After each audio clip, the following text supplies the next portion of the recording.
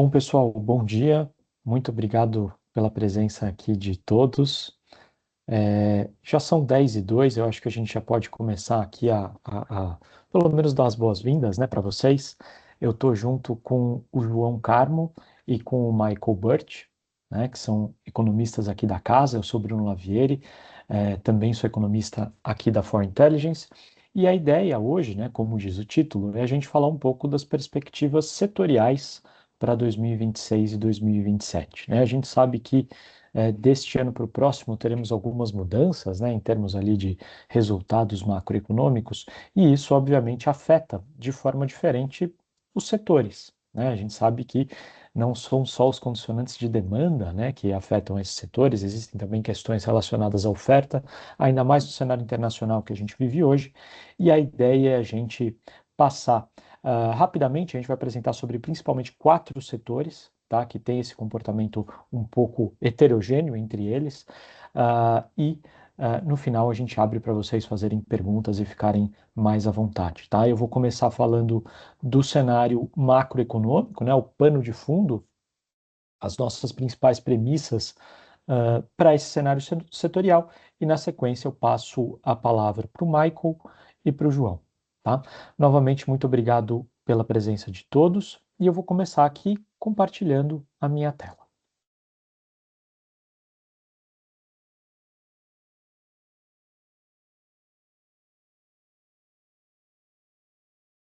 Então, beleza, pessoal. O que é este cenário macroeconômico que nós temos para 2026 e 2027? Né?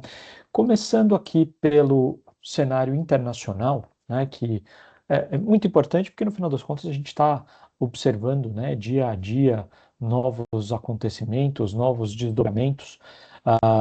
É verdade também que a economia brasileira ainda é relativamente fechada, né? Então, muitos desses impactos do cenário internacional não nos atingem na magnitude que se imagina, mas é verdade também que tem muita coisa acontecendo lá fora e alguma coisa de fato sempre respinga para nós, né? E antes de tudo, vale a gente falar, claro, da guerra no Irã, né? Que é entre idas e vindas, né? Algo que tem movimentado bastante o mercado, e a gente teve, como vocês sabem, nas últimas semanas o fim, né, do cessar-fogo, então uma retomada nas hostilidades que atrasa esse processo de retomada da normalidade da oferta de petróleo e também da demanda por petróleo. Isso porque, como vocês sabem, durante o fechamento, né, parcial ou integral do Estreito de Hormuz, os países, né, e principalmente a China, começaram a consumir os seus estoques, né, suas reservas de petróleo. Então, houve também uma redução, de certa forma, da demanda nesse meio tempo, né? E a questão com a normalização da passagem, né, do Estreito de Hormuz, ainda que não tenha sido normalizada de fato, né, e agora um retrocesso nesse sentido, a ideia é que os países fossem preencher, né, retomar as suas reservas, né, ou seja, fossem compensar esse período gasto e, eventualmente, até atingir níveis maiores de estoque, dado o nível de incerteza no cenário internacional. Ou seja, dado esse cenário de risco, é natural que os países adotem estoques mais altos, né, justamente para se resguardar de qualquer volatilidade, de qualquer período de desabastecimento. Tá? Então, a gente tem observado nas últimas semanas que a China, por exemplo, ainda não voltou ao mercado comprador. Tá? Esse é um ponto importante para explicar por que que o preço do barril do petróleo, né, seja no spot, seja no futuro, ainda não superou ah, ah, significativamente o patamar de US$ 90 o barril, mesmo com a retomada das hostilidades, né? Então, diria que ainda existe espaço, né, na manutenção desse cenário de incerteza, de elevação, né, novamente dos preços do petróleo.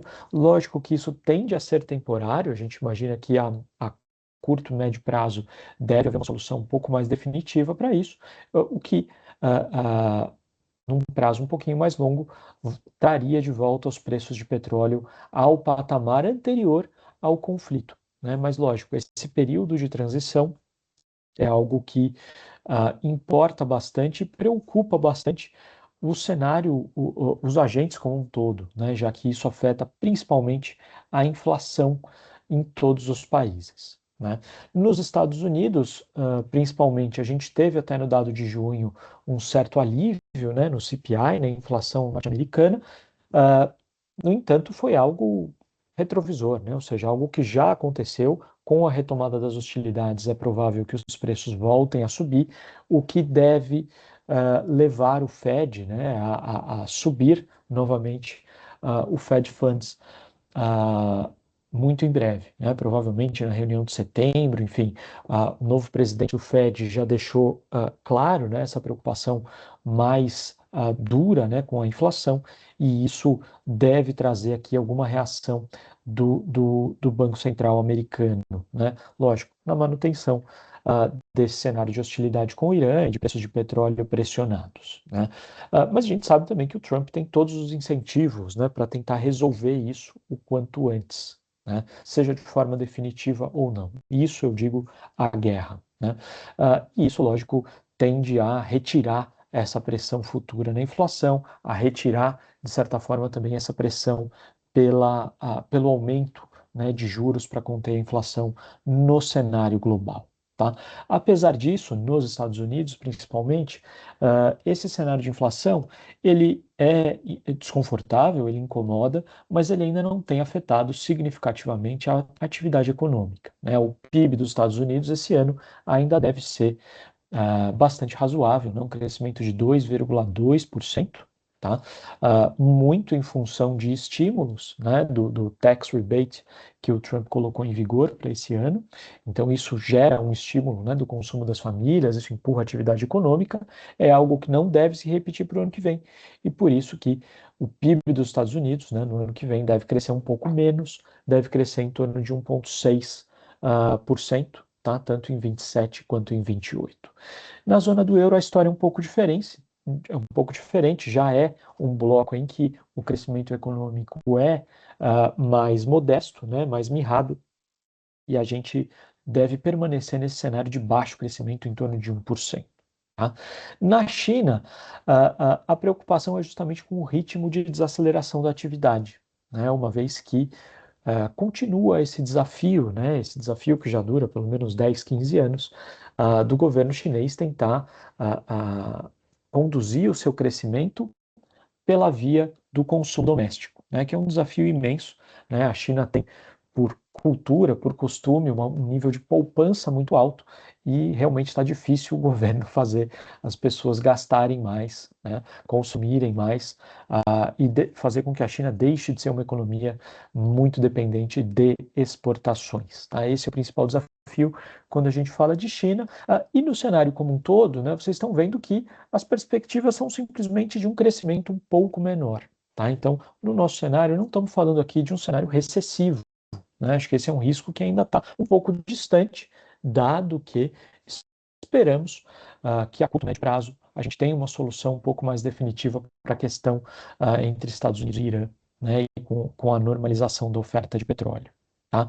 Então, enfim, esse é o nosso cenário global. Acho que com isso a gente pode falar do cenário doméstico, né? E no cenário doméstico, obviamente, que a gente começa falando de política, né? Porque estamos falando de um ano eleitoral. 2026 teremos eleição presidencial, acho que todo mundo já sabe disso, né? E o que a gente tem, né, no nosso cenário, né, aqui na For Intelligence a gente tem um agregador de pesquisas, né, onde a gente junta todas as últimas divulgações de pesquisas, né, não só as últimas, na verdade todas desde um passado mais distante, e a gente consegue aqui ponderar, né, colocar peso nessas pesquisas, corrigir eventuais vieses e distorções que elas tragam. E no frigir dos ovos, o que esse agregador de pesquisa tem nos trazido é um ligeiro favoritismo para o Lula, né, em favor do Flávio Bolsonaro. Né? A gente até teve, até abril mais ou menos, uma pequena vantagem do Flávio Bolsonaro frente ao Lula, mas, né, principalmente após a divulgação dos áudios, né, do Flávio Bolsonaro com o Vorcaro, a gente viu essa desidratação, né, do seu potencial de voto e ao mesmo tempo, um aumento de popularidade do Lula, o que é absolutamente natural, em virtude dos benefícios que o governo colocou esse ano. Né? Então, se a gente fosse fazer uma lista aqui, tem isenção de imposto de renda, tem ampliação de Minha Casa Minha Vida, tem ampliação de Vale Gás, ou seja, um aumento muito importante, né, de transferências, de gastos, com esse objetivo eleitoral, claramente, e isso, lógico, traz algum efeito. Então, não é à toa que a gente tem hoje Lula com algum favoritismo, tá? No nosso cenário, a gente tem como premissa a reeleição do presidente Lula, e para 2027, né, a gente não vê nenhuma mudança muito drástica em termos de condução econômica, né? O principal ponto de atenção, que é justamente a condução da política fiscal, a gente imagina que vai melhorar um pouco, né, essa sinalização em torno do ajuste fiscal. Acho que isso é necessário da virada desse ano para o próximo, mas não vai ser nada muito definitivo, né? A gente não imagina que do dia para a noite o governo vai ser muito mais austero e indicar com mais clareza quando vai ser é, é, é, alcançado, né, o equilíbrio da dívida pública, tá? Então, enfim, essa é a nossa premissa do ponto de vista político, tá? A gente pode elaborar mais sobre isso na parte de perguntas, mas sobre a atividade econômica em si, no plano doméstico, as nossas projeções indicam um PIB de 2% este ano e de 1,2% para o ano que vem, né? Por que essa desaceleração tão importante de 26 para 27? Tem tudo a ver com a questão eleitoral, novamente, né? Porque para este PIB de 2%, né, nós temos uma série de anabolizantes, né? Uma série de estímulos extraordinários que, obviamente, não se repetem no ano que vem, né? 2027, primeiro ano de mandato, e aí, seja quem for o vencedor das eleições, a gente sabe que vai ser um ano de ajuste fiscal mais duro, né?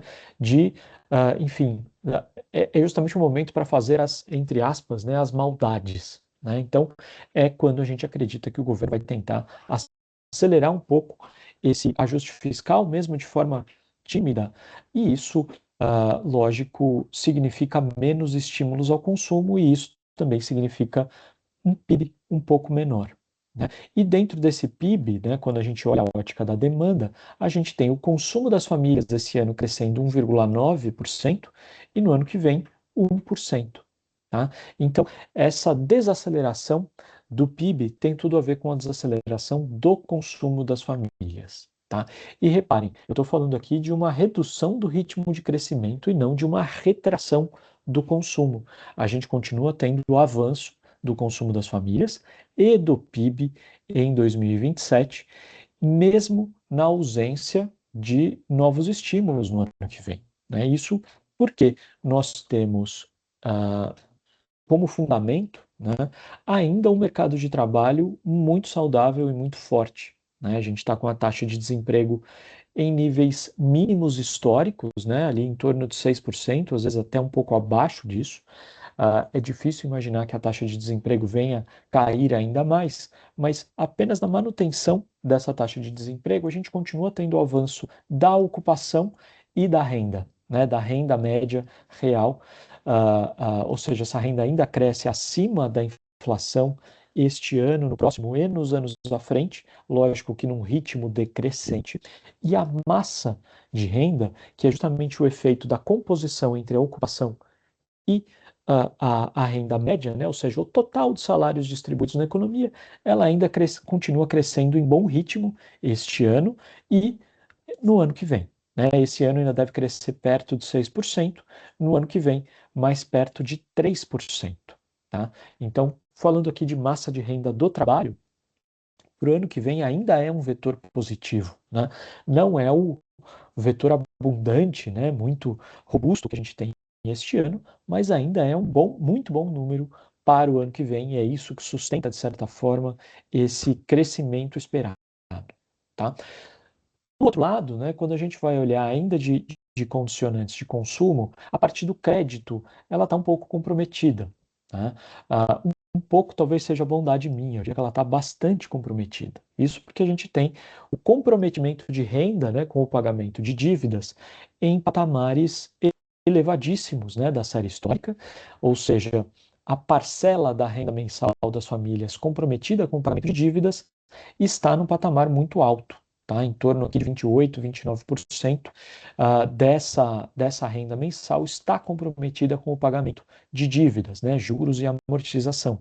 E o nível de endividamento das famílias, ou seja, o tamanho da dívida em relação à sua renda em 12 meses, também está num patamar recorde em torno de 50%. Ou seja, é um cenário em que não parece haver muito mais espaço para aumento do endividamento. Isso significa que o consumo, este ano e no próximo, ele se dá muito baseado em aumento de renda e nem tanto em aumento de crédito. Tá? Isso faz toda a diferença quando a gente vai comparar quais setores estão crescendo ou não, né? Os setores dependentes de crédito e os setores dependentes de renda. Tá? Falando rapidinho de taxa de câmbio, né, para não estourar o meu tempo aqui, a gente projeta uma pequena elevação da taxa, tá, ao longo deste ano, pelo menos até as eleições, isso muito em função da tensão do cenário eleitoral, né? A gente sabe que no meio dessa corrida eleitoral e dos discursos, o que traz voto é prometer aumento de gasto, aumento de benefício, né? Ajuste fiscal nunca fez ninguém ganhar uma eleição, pelo menos na parte do discurso, né? Então, a gente imagina que essas tensões e o medo, né, do mercado financeiro de um todo vai aumentar conforme o discurso eleitoral for se intensificando, né, isso pelo menos até setembro, outubro, e após as eleições, a gente imagina que o vencedor, seja ele qual for, vai trazer um discurso muito mais de conciliação, né? Ou seja, calma, pessoal, a gente, lógico, vai cuidar também da parte fiscal, né? Vamos cuidar aqui também dos gastos públicos e não vamos deixar o trem descarrilar, né? E isso pode trazer também algum alívio. Ainda assim, a nossa projeção para o fim do ano é de uma taxa de câmbio em torno de 5,30. Tá? E que deve permanecer mais ou menos nesse patamar entre 5,30 e 5,20 também ao longo do ano que vem, na ausência de uma sinalização fiscal muito mais dura e mais sólida, né? Ou seja, a gente imagina para o ano que vem que o governo continua empurrando o fiscal com a lição de casa mínima, né? Ou seja, aquela lição de casa ali meio mal feita, mas que é o suficiente para empurrar o problema para o ano que vem ou para o próximo mandato. Tá? Nesse sentido também, nós temos um cenário inflacionário que piora para este ano, tá? E para o ano que vem melhora um pouquinho, né? Não o suficiente para ensejar qualquer comemoração, tá? Para 2026, a nossa projeção para o IPCA é de 5,3%. Tá? Até antes do conflito entre Irã e Estados Unidos, a gente tinha uma projeção de 4,1%.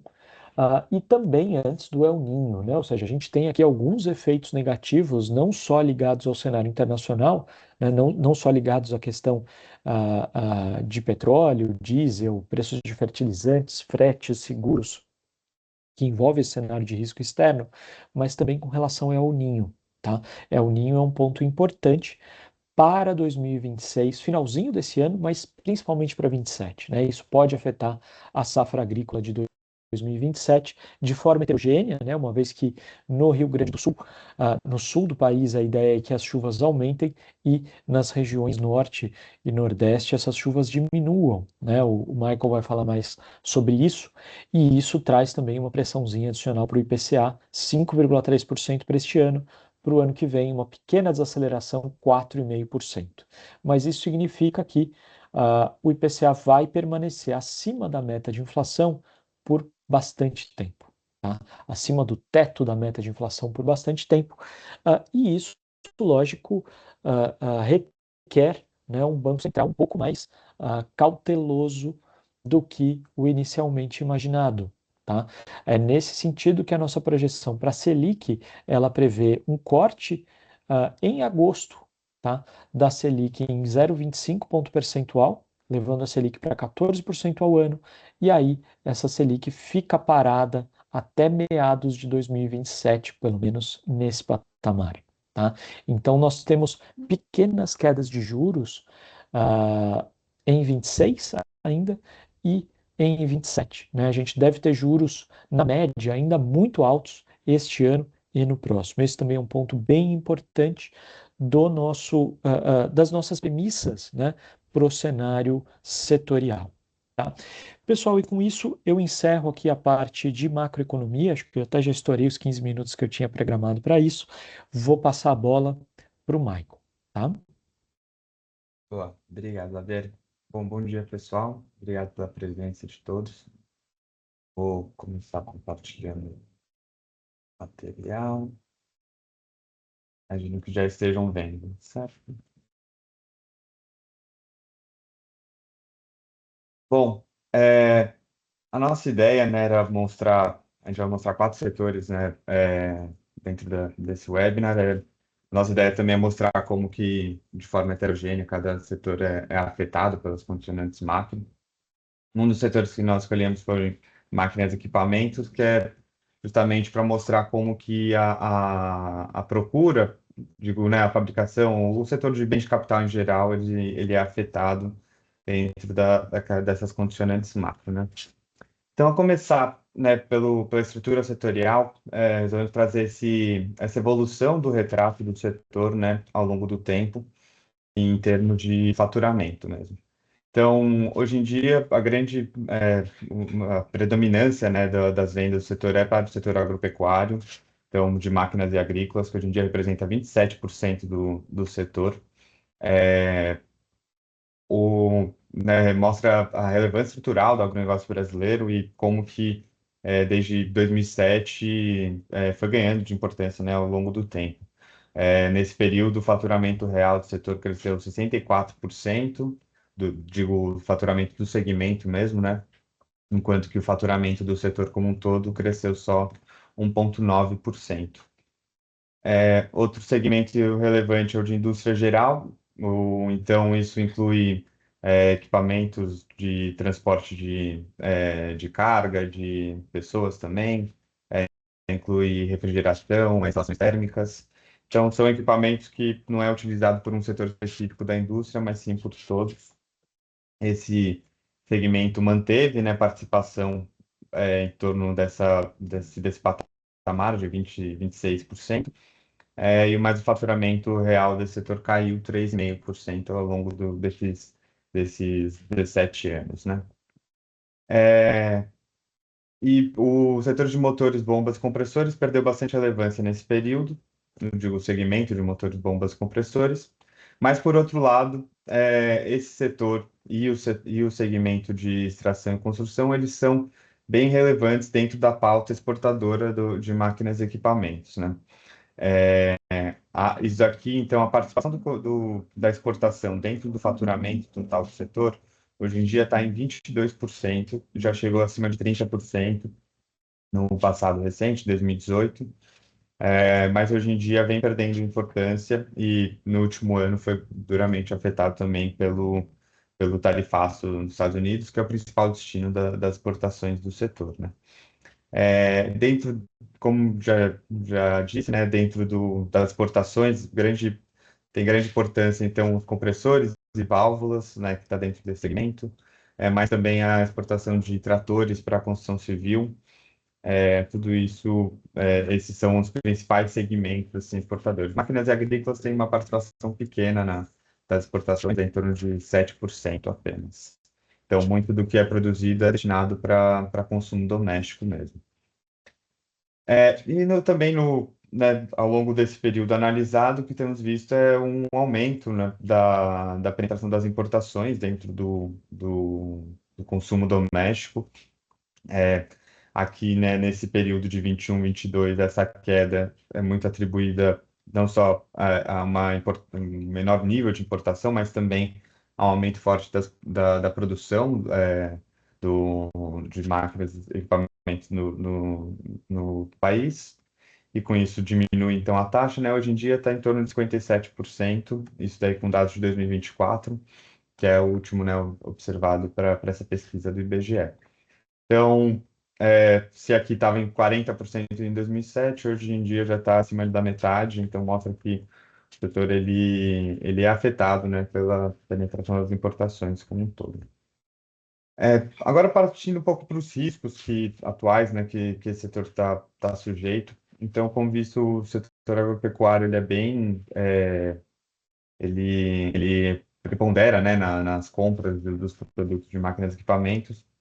O que a gente tem visto é que a safra agrícola recorde do ano passado, uma possível a estimativa de uma renovação nesse ano, tudo isso não tem afetado, não tem alterado, na verdade, a forte crescimento da taxa de inadimplência no crédito rural desde 2025. Desde a pandemia, né, a carteira de crédito do crédito rural cresceu 15% ao ano, isso 15% ao ano em termos reais até. Então, isso tem elevado a inadimplência desculpa, tem elevado o endividamento todo do setor rural.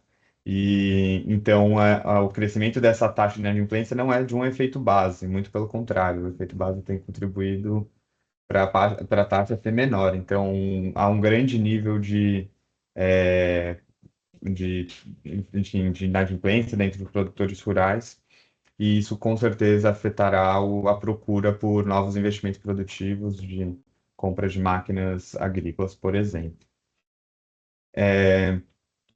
Por outro lado, a gente também está visto uma aceleração dos investimentos em formação bruta de capital fixo. Boa parte, né, como a gente viu, boa parte dos setores das vendas é destinado para setores industrial geral, assim, né? Então, todo, é, todos os setores, a atividade de todos os setores acaba afetando também a procura de máquinas e equipamentos. Então, a gente tem visto uma desaceleração no acumulado 12 meses da formação bruta de capital fixo até março até o primeiro trimestre desse ano. Certamente, o período prolongado da Selic elevada tem afetado também essa, a demanda, né, por esse investimento produtivo. O que a gente tem visto, um dos principais instrumentos de crédito para a compra de máquinas e equipamentos é o Finame, né, do BNDES, e o que a gente viu no passado foi uma queda de mais de 20% no desembolso desse programa. Então, a redução, né, da destinação, da contratação desses investimentos produtivos também um fator de risco para o setor. E na semana passada, né, tivemos o tarifaço dos Estados Unidos. Então, em 2025, o setor já tinha sido afetado, né, não teve os produtos dentro daquela lista de isenção da sobretaxa.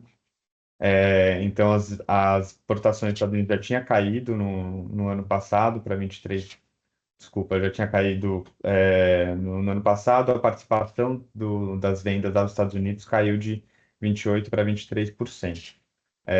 Certamente as novas tarifas desse ano também vão afetar as vendas do setor para o país. E, bom, importante, né, mencionar que Argentina e Paraguai são os outros dois principais destinos das exportações e nosso cenário internacional, né, dessas economias também prevê uma desaceleração para esses países, o que também vai afetar as vendas do setor. E para finalizar, então, com as perspectivas, né, que nós temos para a produção de máquinas e equipamentos, né, a gente leva em conta o indicador da PIM, né, para esse setor. Então, nossa projeção é de uma queda de 6,1% nesse ano. O que a gente tem visto, né, nesses primeiros 5 meses do ano, que é o último dado que a gente tem disponível, mas a redução nos 5 meses observados, ou então uma taxa acumulada no ano de queda de 8,8%. O Finame, né, está em redução, então os embolsos também estão muito fracos. E a gente também tem visto uma importação crescente nesse primeiro semestre, muito por conta, né, da apreciação cambial que foi vista nesse período. Para o segundo semestre, não tem, as perspectivas também não são positivas, né? Acho que tem uma questão também, além da Selic elevada, que deve ficar alta por um bom tempo, essa elevada alavancagem do setor agropecuário, mas também tem uma incerteza associada ao período eleitoral, que é um aguardo, né, os produtores e investidores, na verdade, tendem a aguardar a contratação de de projetos de investimento até uma definição eleitoral, porque aí pode fazer um plano de mais longo prazo, dada essa definição, né? E, bom, a nova imposição também certamente é um fator negativo para o restante do ano. Para 2027, a gente prevê um crescimento de 2,5%. Então, né, se a gente. A base depreciada de 2026 certamente influencia nessa taxa de 2,5%, mas o viés é de baixa, muito por conta da probabilidade crescente do El Niño, que deve afetar a safra agrícola, e é, afetando a safra agrícola vai afetar também o faturamento do setor agropecuário, e o que também, né, diminui a demanda por novas máquinas, impactando assim o setor de certa forma. Então, nossa projeção hoje em dia de 2,5% está com um viés de baixa, aguardando mais definições, né, principalmente do El Niño, e o impacto tarifaço, ela deve ser reajustada para baixo. Bom, agora na construção civil, que também é um setor que deveria ser impactado fortemente pela política monetária, mas o que temos visto, na verdade, é uma forte resiliência, não só do mercado imobiliário, mas também da infraestrutura, né? Então, começando com o mercado imobiliário, fizemos essa linha do tempo, né, do Minha Casa Minha Vida, desde 2023, que foi o ano de retomada do programa, para mostrar, não vou entrar em detalhes em cada linha, né, mas é para mostrar como que a faixa 1, 2, 3 teve ajuste de limite de renda elegível ao programa e a cada benefício de cada faixa, mas não só as faixas tiveram ajuste, como também os imóveis, o limite de imóvel, de valor do imóvel, na verdade, que pode ser financiado pelo programa, expandindo principalmente para a classe média. Então, a gente tem famílias de até 8,6 mil reais por mês, a 12 mil, imóvel de até 500 mil, esse ano já passou para 600 mil. Tudo isso tem ampliado o programa, tem ampliado os lançamentos pelo programa. Então, em 2025, 86% dos lançamentos foram pelo Minha Casa Minha Vida. A oferta total atual de imóveis, 76%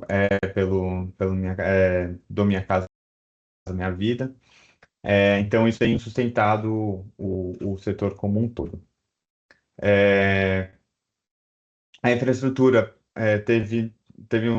também está num ciclo virtuoso. Isso, né, foi beneficiado pelos diversos marcos regulatórios que tivemos em saneamento, ferrovias, portos, cabotagem, e além disso também o novo PAC trouxe uma coordenação melhor entre investimento público e privado. Então a gente tem vários casos de lançamento de obras de infraestrutura que estão dentro do novo PAC e que tem grande participação do mercado do capital privado nos investimentos.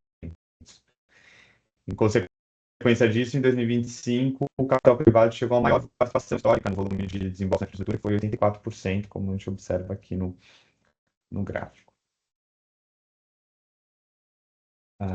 Bom, passando para os riscos do setor, né? Como foi visto anteriormente, então os lançamentos estão muito elevados, mas as vendas elas têm sofrido. E isso tem aumentado o estoque de imóveis no país como um todo. Então, aquele número que eu falei, né, 76% do estoque, pode ser representado nesse gráfico atual. Então, boa parte do estoque é no Minha Casa Minha Vida, embora, né, o estoque de médio alto padrão seja elevado em termos, né, do momento pré-pandemia, mas enfim, logo após a pandemia, o lançamento nesse segmento foi muito forte, então aumentou o estoque desses imóveis. Então, a gente tem um elevado nível de estoques, o que deve representar uma retração dos novos lançamentos.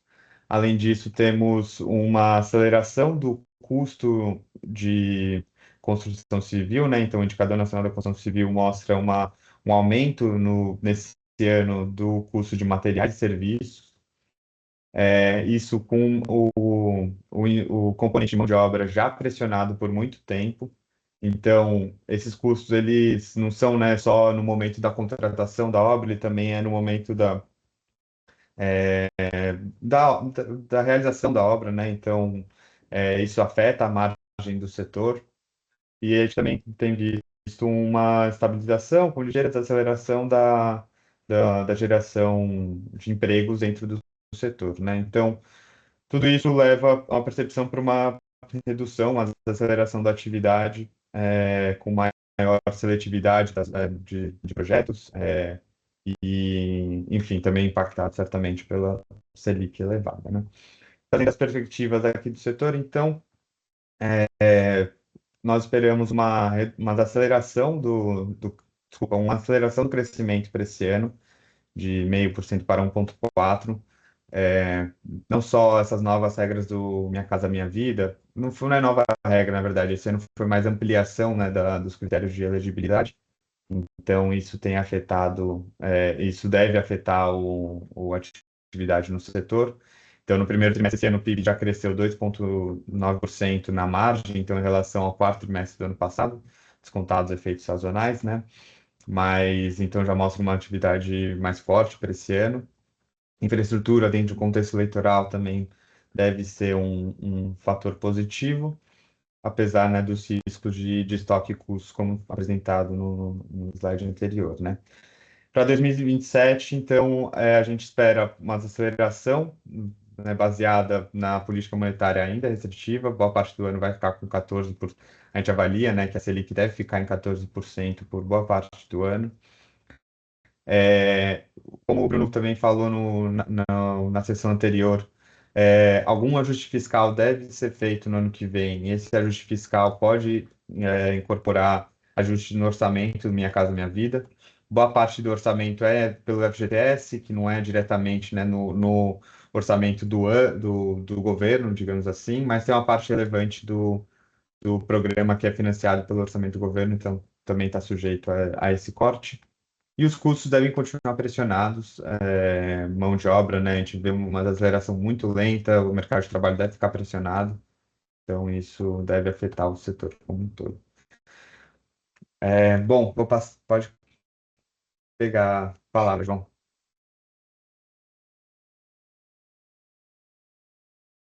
Bom, pessoal, bom dia. Eu vou conduzir a parte final da nossa apresentação, então, falar um pouquinho sobre setor automotivo e setor alimentício. A começar por setor automotivo, aqui é importante a gente dividir a nossa apresentação entre os dois segmentos, porque a dinâmica recente tem sido bem distinta. Começando por veículos leves, a conjuntura de crédito ela tem se mostrado bastante diversa, como já foi pontuado pelos meus dois colegas. A taxa de juros se mantém num patamar bem alto e o endividamento das famílias também é bastante elevado, mas algumas medidas governamentais têm ajudado o segmento nos últimos tempos. Em primeiro lugar, a gente destaca o Programa Carro Sustentável, que prevê isenção de IPI para veículos com alta eficiência energética. Ele passou a valer no segundo semestre de 2025 e deve valer até o final de 2026. Ele foi bem importante por trazer uma descompressão nessa inflação do automóvel novo que a gente vinha acompanhando ao longo de 2025 e perdeu força no segundo semestre do ano passado. Em segundo lugar, a gente tem o programa Move Brasil Táxi Aplicativo, que passa a valer na virada do primeiro para o segundo semestre de 2026 e prevê a oferta de crédito subsidiado, no caso, a verba é de 30 bilhões, para a compra de carros novos e seminovos para taxistas e motoristas de aplicativo. Aqui, esse programa ele deve contribuir para a redução dos juros até o final do ano, alguma redução, mas ao mesmo tempo ele também pode trazer uma nova atração para a elevação dos preços de automóveis novos até o fim de 2026 e até intensificar essa força aqui na pressão inflacionária dos automóveis usados, que fica evidente no índice BV alto, o índice proprietário da Ford Intelligence em parceria com o Banco BV. E, por fim, a última medida que é importante destacar, bem recente, são as cotas de importação com isenção de tarifas para veículos a serem montados em regime CKD e SKD. Passam a valer no segundo semestre desse ano por mais 6 meses e acaba beneficiando montadoras chinesas que já vinham ganhando espaço com a popularização de carros eletrificados no Brasil e também são beneficiadas com os outros dois programas, né? O Move Brasil Táxi Aplicativo e o Carro Sustentável, uma vez que esses programas prevêem que o carro tenha alta eficiência energética. Passando agora para uma análise breve do momento mais recente do segmento de veículos leves, a gente percebe que nos últimos 5 anos o segmento de veículos leves tem avançado de uma maneira constante. É importante trazer aqui também, né, e ponderar essa análise, chamando a atenção para o fato de que ele ainda não chegou a superar até o final de 2025 o patamar que a gente observava de dinamismo no pré-pandemia e segue ainda mais distante do melhor momento do segmento, né, no começo da década de 2010. Mas esse movimento recente ele é importante para sinalizar uma recuperação do setor e ele ganha ainda mais força em 2026. A gente tem visto um resultado que, de certa forma, é até surpreendente no primeiro semestre de 2026. A expectativa no início do ano era menor, tendo em vista o cenário de crédito bastante restritivo ainda. Um ponto negativo em 2026 tem sido a evolução do cenário do setor externo. Em 2025, o setor externo trouxe uma importante contribuição positiva para o setor, para o segmento de veículos leves. A gente teve um importante crescimento das nossas exportações de veículos leves. E em 2026, a gente tem visto as importações ganhar espaço, enquanto as nossas exportações perdem espaço. Tendo em vista essas questões, a nossa expectativa para esse ano e para o próximo é de um forte crescimento na produção de veículos leves em 2026, puxado pela demanda doméstica. E para 27 a gente já espera uma desaceleração, mas continuidade ainda no crescimento. Em 2027 é importante trazer aqui que nós temos um viés mais baixista, principalmente por conta da retirada dos programas governamentais, que devem deixar de valer no final do ano, e da ainda manutenção de um patamar restritivo de crédito. Passando para veículos pesados agora, o cenário de crédito ele se mostra ainda mais adverso para esse segmento, uma vez que a questão das taxas de juros também se aplicam para esse segmento, e aqui a questão do endividamento é um pouco mais preocupante. O Michael ele apresentou bem a questão do setor agropecuário.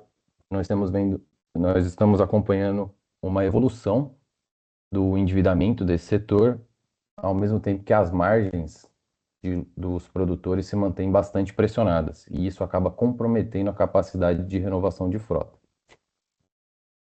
Com isso, as medidas do governo buscam atacar justamente esse canal do crédito. Então, na virada de 2025 para 2026, a implementação da primeira etapa do programa Move Brasil, foi oferecida uma linha de crédito subsidiado de 10 bilhões de reais para aquisição de caminhões novos e seminovos. Essa linha foi inteiramente consumida e aí o programa foi renovado e ampliado. A partir de maio passou a valer uma nova linha de crédito, agora no valor de 21,2 bilhões de reais, para aquisição de caminhões e ônibus, novos e seminovos. Pontos apontam que boa parte dos recursos destinados para essa segunda etapa do programa já foram consumidos ou destinados. Então a expectativa é de que em algum momento no segundo semestre esse programa se esgote e deixe de ajudar o desenvolvimento do segmento de veículos pesados. Falando agora um pouquinho da dinâmica recente do segmento de veículos pesados, a gente percebe que nos últimos 5 anos o segmento ele tem oscilado bastante. É importante também ponderar que, diferentemente do segmento de veículos leves, os pesados eles chegaram a superar, né? Inclusive em 2025 tiveram um desempenho superior ao do pré-pandemia, mas ainda seguem abaixo do momento de maior dinamismo, que foi lá no começo da década de 2010. Também é importante ponderar que, apesar de um desempenho ainda bastante fraco nesse ano, o resultado de junho ele foi positivo, ele trouxe um crescimento importante. Mas esse crescimento, primeiro, ele tem uma base de comparação bem baixa e, em segundo lugar, ele não aponta ainda para uma recuperação expressiva do setor. Ele serve mais como um respiro, um alívio para esse setor do que de fato um- uma recuperação evidente. Para a gente começar a falar em uma recuperação desse setor, a gente precisaria ver alguns crescimentos da ordem do que foi visto em junho, nos próximos meses, e aí sim, mas isso também não está na perspectiva, mas aí sim a gente teria uma recuperação de fato. Tendo em vista essa questão, a nossa expectativa para esse ano e para o próximo é de retração na produção do segmento de veículos pesados em 2026. A demanda doméstica, ela deve continuar bastante comprometida com o cenário de crédito adverso, e os programas governamentais eles devem evitar um desempenho ainda pior. E para 27 a gente espera uma parcial recuperação. A expectativa é basicamente de devolver essa queda de 2026. Também é importante trazer aqui que o viés também é mais negativo para 2027, tendo em vista o fim desses programas governamentais e a manutenção de um cenário de crédito restritivo. Juntando agora os dois segmentos e falando da nossa expectativa para o setor automotivo como um todo, as nossas projeções para 2026 e de 27 são de crescimentos em magnitude similar, 3,5% em 26 e 3,3% em 27, mas a dinâmica dentro do setor tende a ser bem diferente. Em 2026, nossa expectativa é de que os veículos leves puxem bastante o setor automotivo, eles tenham uma importante contribuição positiva com o crescimento da produção, puxada pela demanda doméstica, enquanto os veículos pesados tragam uma contribuição negativa. Já para 27, a gente espera uma desaceleração, mas manutenção de um crescimento dentro do segmento de leves, e por outro lado, pesados deve ter uma parcial recuperação. Acho que é importante também frisar aqui algumas dificuldades em comum, que já foram citadas anteriormente, que afetam tanto o segmento de veículos leves como pesados. Então, primeiro, o cenário de crédito, ele segue adverso e ele deve se manter adverso em 2027, com altas taxas de juros e endividamento elevado. Em segundo lugar, o setor externo, ele tem tido uma dinâmica recente que não ajuda o desenvolvimento da produção nacional, com a popularização de carros eletrificados, que tem feito as importações aumentarem, enquanto as exportações estão caindo, perdendo espaço nos principais parceiros comerciais, como é o caso da Argentina, por exemplo. Passando agora para o último setor, o de produção de alimentos. Em primeiro lugar, trazer alguns drivers que são positivos para esse setor, tanto em 26 como em 27 também. Primeiro, a expectativa do IBGE ainda é de uma safra de grãos forte, mais forte do que a do ano passado, inclusive que é de recorde. É bem verdade também que o crescimento deve ser bem menor que o de 2025, tendo em vista a margem de comparação bastante elevada, mas a expectativa de novo recorde, de nova safra de grãos forte, contribui para o setor. Além disso, o mercado de trabalho e atividade econômica, como foi bem pontuado pelos meus colegas também, eles seguem bastante resilientes. A gente vê sinais de desaceleração, mas a taxa de desocupação, ela segue bem próxima da mínima histórica e o ritmo de criação de vagas, segundo o CAGED, é compatível com a criação anual de 1 milhão de postos de trabalho. Tendo em vista essa resiliência da atividade, a nossa expectativa é de continuidade no avanço da renda e do consumo das famílias, algo que beneficia bastante o setor de produção de alimentos. De outro lado, nós temos alguns riscos. Primeiro, apesar de ainda haver uma perspectiva de recorde para a safra de grãos, a mais recente revisão do IBGE foi negativa e concentrada nas culturas de segunda safra. A evolução do cenário climático nesse segundo semestre pode comprometer ainda mais as culturas e trazer novas revisões que eventualmente podem fazer com que essa projeção de recorde seja revista. E, em segundo lugar, nós temos pressões inflacionárias que acabam batendo de diversos locais. Então, em primeiro lugar, o ciclo do boi, nesse momento do ciclo do boi, a gente tem visto a retenção de fêmeas e de matrizes, o que acaba mantendo a arroba do boi no patamar elevado por todo o ano de 2026, e o que, por sua vez, pressiona a inflação de alimentos. Em segundo lugar, nós temos a retomada do conflito no Oriente Médio, que já trouxe elevação nos preços de petróleo e derivados, e a depender da evolução também deve trazer implicações em aumento de preços de alguns insumos agropecuários, com destaque aqui em fertilizantes. E por último, o El Niño. A gente já está no momento de ocorrência de El Niño. A perspectiva é de que até o final do ano a intensidade do fenômeno aumente e na virada do ano, entre novembro e janeiro, ele se apresente de maneira mais forte. Com isso, o que nós podemos esperar é escassez de chuva no norte do Brasil, excesso de chuva no sul e irregularidades na porção central do país. Tendo em vista todas essas questões, o que nós esperamos para a produção de alimentos é de uma desaceleração e crescimentos mais modestos em 26 e 27, 0,7% em 26 e 1,1% em 27.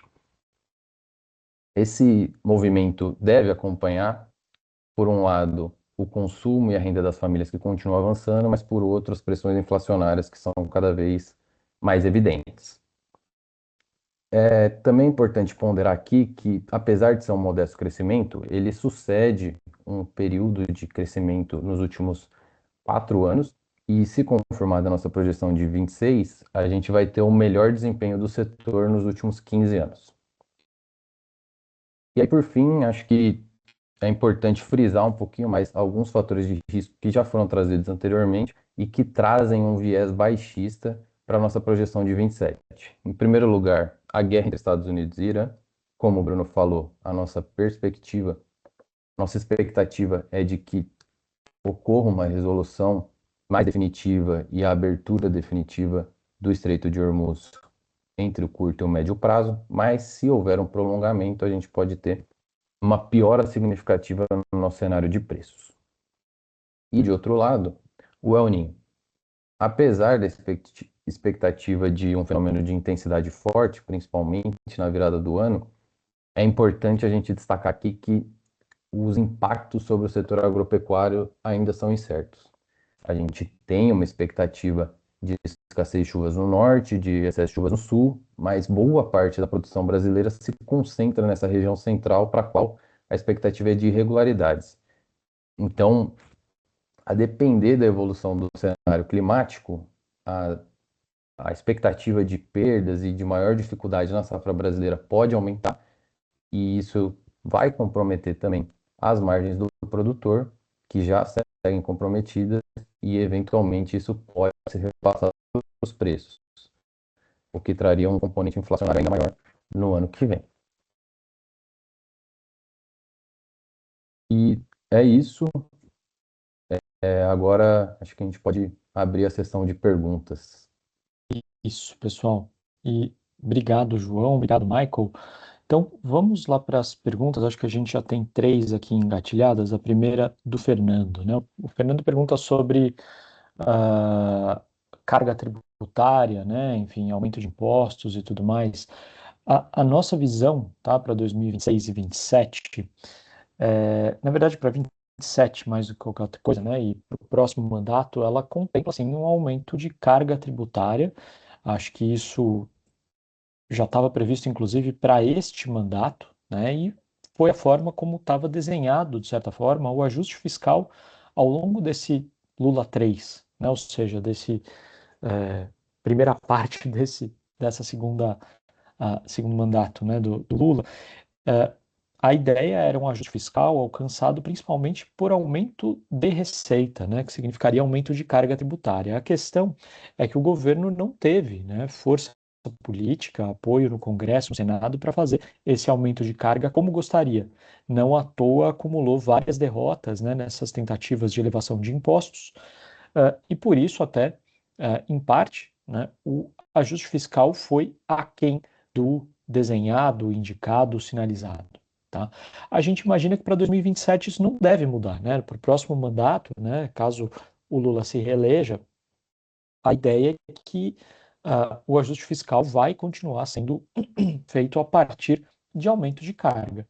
Mas não vai ser algo completamente aleatório, né? Acho que muitas das propostas de elevação de carga tributária, como você comentou aqui, né, sobre o setor financeiro, enfim, uh, esse é o tipo de aumento de carga que muitas vezes não vinga, né? E a gente já viu isso acontecer no passado. O governo tenta colocar um aumento de carga, é duramente criticado rapidamente, né? Descobre que isso não daria certo e aí volta atrás, né? Ou seja, não vai ser um aumento de carga feito aos tropeços, tá? Se for, volta atrás e aí, enfim, vai acabar sendo de fato um aumento de carga aquém do que o governo gostaria. Isso para dizer que para 2027 em diante, a gente imagina que esse ajuste fiscal vai ter que partir um pouco também do lado da despesa. Tá? Então, enfim, eu diria que esse aumento de carga tributária ele está no bojo, né, do que o governo pretende para o próximo mandato, tá? Mas isso deve acontecer de forma lenta e gradual, tá? Sem grandes impactos imediatos, setoriais ou direcionados, tá? Passando aqui para a segunda pergunta da Andressa, né, falando aqui da queda do Finame, e se o principal motivo, né, seria produtor segurando investimento pelo peso da Selic, pelo clima, ou algo mais do lado da oferta, né, se os bancos estão restringindo o crédito. Talvez o João saiba me responder melhor, mas o que eu posso dizer aqui é que o Finame ele perdeu participação e importância muito, né, desde 2015, né, quando de fato o governo teve que fazer uma mudança de rumo rápida, uma vez que o Finame teve uma importância talvez até exagerada. Então, enfim, diria que hoje ele já não tem a mesma potência, a mesma importância que ele teve no passado. Conjunturalmente, essa redução, né, esse momento não tão bom para pesados, né, para máquinas agrícolas, enfim, para máquinas e equipamentos também, ela deriva, como você falou, né, do peso da Selic alta, ou seja, o custo de financiar essas máquinas está mais caro, e a rentabilidade, né, do produtor rural, ela está severamente comprometida, né, pelos fatores aí que o João comentou. Então, eu diria que tem um pouco desses dois fatores, tá? E acho que isso responde também à sua segunda pergunta, Andressa, sobre quais são, né, esses fatores. Acho que é um pouco dos dois lados, né? Tem fatores ali da demanda, né, uma demanda menor conjunturalmente, e a oferta de crédito também está um pouco restrita, ou seja, os bancos estão sim segurando, né, um pouco esse crédito em função de uma inadimplência talvez um pouco acima do que seria confortável, né? A perspectiva de curto prazo também não é muito positiva, né? Então o banco também não tem por que tomar grande risco. Não sei, João, se você quer me complementar, fica à vontade.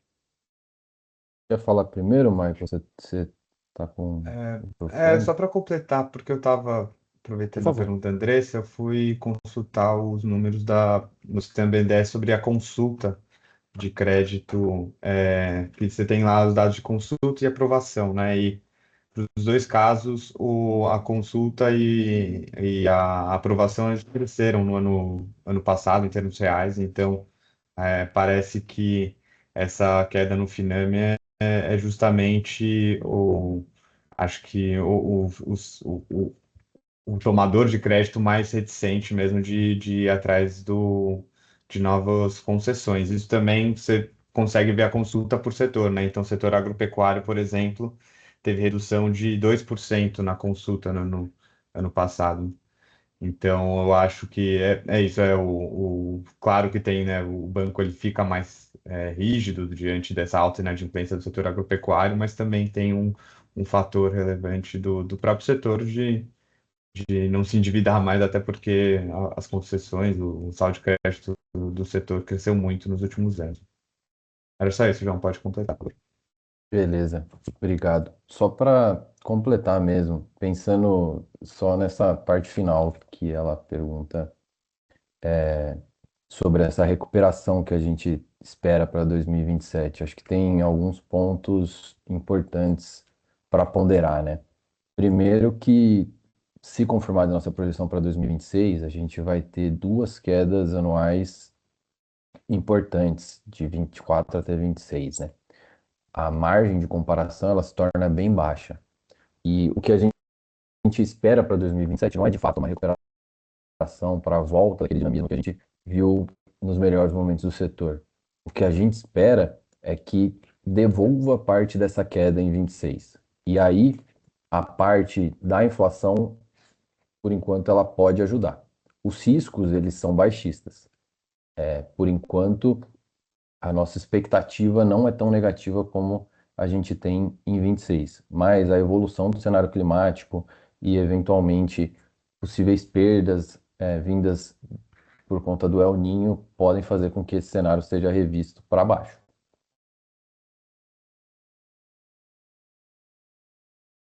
Responder aqui a pergunta da Ana Paula, né? Considerando as diferenças esperadas entre setores automotivo, bens de capital, alimentos e outros em 26 e 27, quais indicadores vocês recomendam monitorar nos próximos 6 a 12 meses para identificar o mais cedo possível uma mudança no cenário projetado?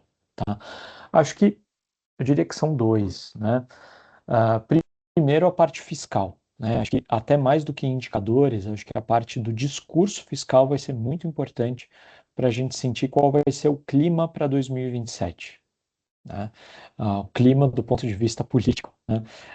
E isso pode ser muito esclarecedor para a gente entender se a gente está indo na direção de um cenário mais pessimista ou um cenário mais pessimista, ou enfim, mais próximo do nosso cenário básico. Né? O que seria um cenário pessimista?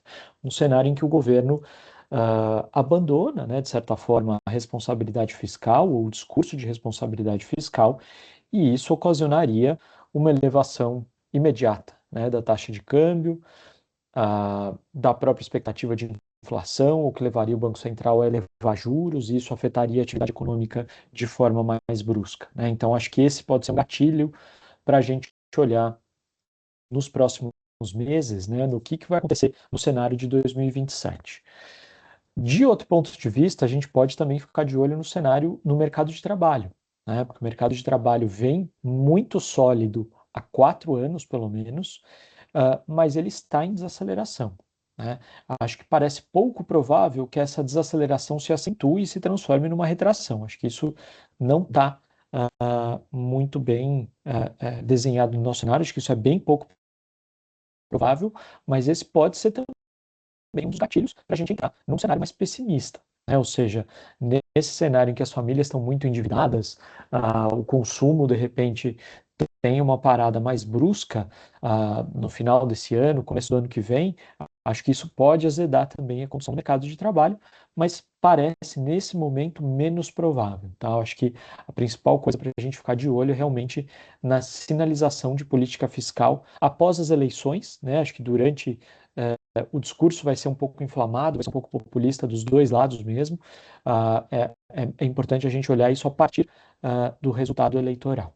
Tá? Pergunta do Christian, né? O ajuste fiscal de 27 não é capaz de elevar a taxa de desemprego?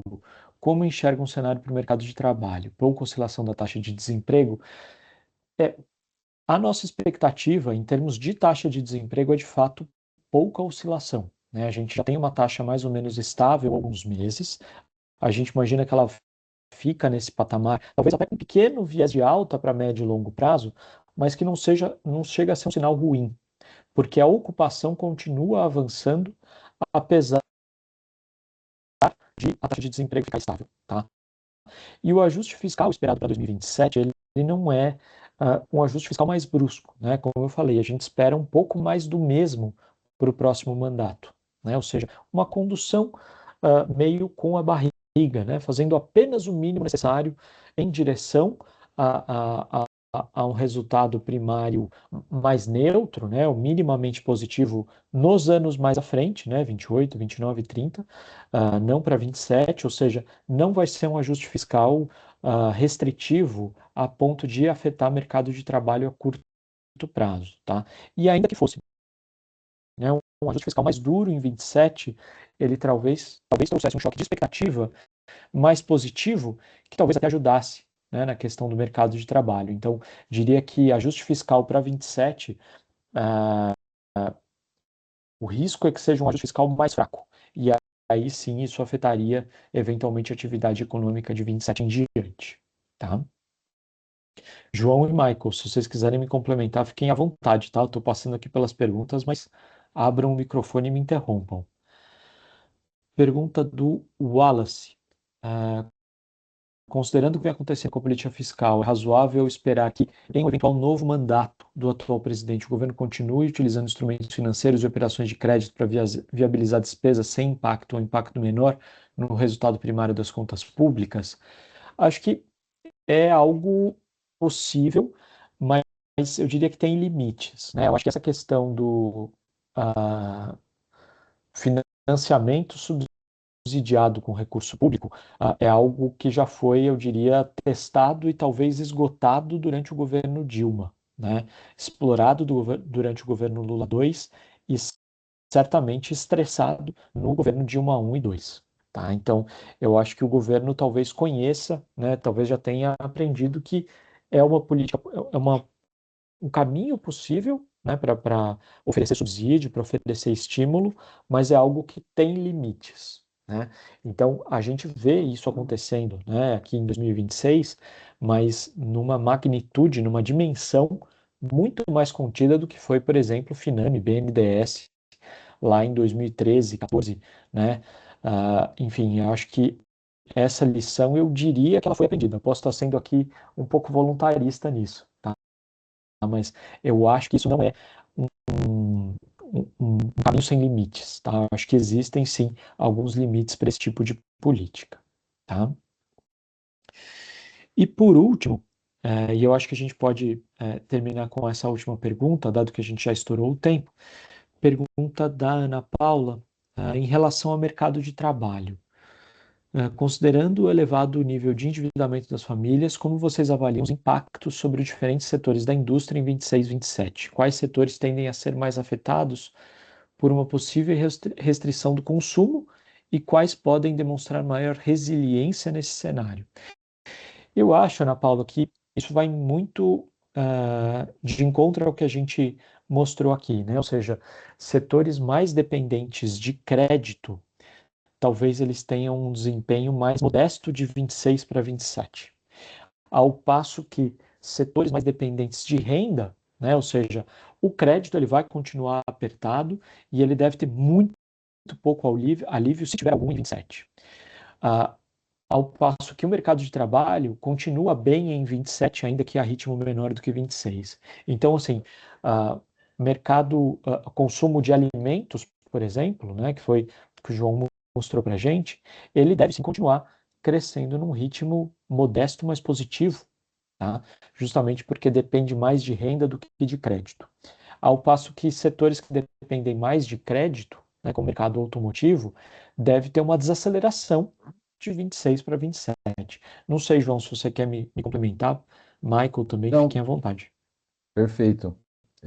A única coisa que eu ia adicionar é em uma eventual restrição no consumo das famílias, que não está no nosso cenário, mas eventualmente poderia acontecer na passagem de 26 para 27.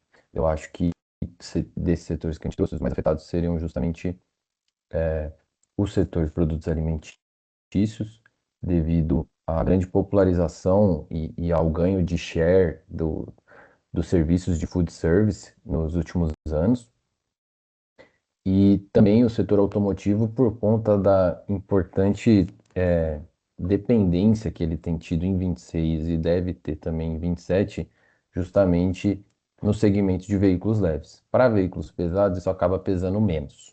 Aí o crédito acaba sendo bem mais importante. Mas entre esses setores que a gente trouxe, eu acredito que esses serão mais afetados. Não sei se o Michael Tem mais alguma questão para acrescentar? Não, não tenho, não. Só os outros dois, eles obviamente, né, são afetados pelo consumo, mas de uma maneira bem mais indireta e acho que diluída ao tempo, né? E tem uma última pergunta aqui, e acho que com isso a gente pode encerrar de fato, da Andressa, tá? Com a desoneração de bens de capital e a devolução rápida de créditos, nessa transição de reforma tributária, vocês acham que esses mecanismos de lei têm força para antecipar a recuperação de investimentos em veículos pesados e agro, compensando o cenário de hoje, que é de crédito restritivo? Pensando principalmente nas empresas de pequeno e médio porte, ou esses benefícios serão mais refletidos para as grandes empresas? Eu acho que isso, Andressa, e sobre a reforma tributária, eu acho que esses impactos eles vão ser muito diluídos, tá, no tempo. Eu acho que para 2027 eu não esperaria, por exemplo, já grandes reflexos, né, de produtividade, ah, mesmo recuperação, né, de créditos tributários, enfim, eu acho que isso deve ainda ser muito lento e eu não esperaria para curto prazo impactos relevantes, tá? Eu acho que recuperação de investimento em 2027, ela pode se dar na medida em que a Selic começar a cair, tá? E que vai ser pouco, né, em 2027. Então, assim, o principal vetor, né, para curto prazo, eu acho que é mais taxa de juros, né, algo mais endógeno aqui do que, de fato, algo que venha como reflexo da reforma tributária, enfim. Essa questão da reforma tributária ainda vai demorar um pouquinho para a gente começar a sentir os efeitos, né? Acho que 2027 vai ser muito, muito pouco. Acho pouco provável que uma recuperação de investimento no ano que vem já aconteça em função de, de reforma tributária, tá? Não sei se João e Michael concordam. Sim. Só para acrescentar também, né, que o endividamento das empresas também está bem elevado, né? Então a gente vê o ano de 2027 como o ano de desalavancagem mesmo, ainda mais com os juros mantendo em alto, né, em torno de 14% ao longo do ano. Então, imagino que algum alívio financeiro das empresas deve ser destinado justamente para honrar essas despesas, acho que não só financeiras, né, mas especialmente financeiras, né? Bom, maravilha. Bom, obrigado a todos. Muito obrigado, pessoal, pela participação, pelas perguntas, por terem participado aqui do nosso webinar. Se tiverem mais alguma dúvida posteriormente, por favor, fiquem à vontade para nos acionar por e-mail, tá? A gente está à disposição e foi um prazer. Obrigado, João. Obrigado, Michael. Obrigado a todos novamente.